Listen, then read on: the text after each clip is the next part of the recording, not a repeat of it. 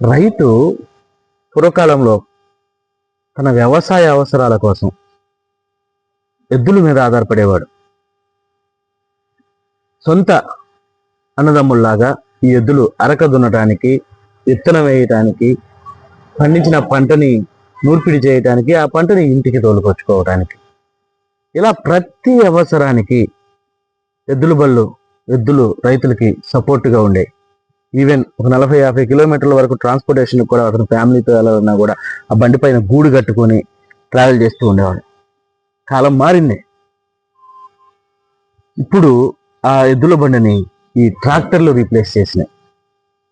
ఇవాళ రోజున రైతు యొక్క ప్రతి అవసరం చేను దున్ని పంటకి రెడీ చేసుకునే దగ్గర నుంచి దమ్ము చేసుకోవటానికి కానీ, ఆ విత్తనాలు తెచ్చుకోవటానికి కానీ, ఎరువులు పురుగు మందులు ట్రాన్స్పోర్టేషన్కి కానీ, పండించిన పంటను నూర్పిడి చేసుకోవటానికి కానీ, వరి పంటని దాన్ని ఇంటికి తోలుకొచ్చుకోవడానికి ప్రతి అవసరానికి ఈ ట్రాక్టర్లు ఉపయోగపడుతూ ఉన్నాయి.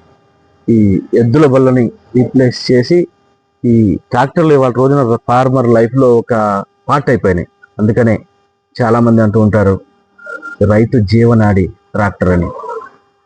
నమస్కారం.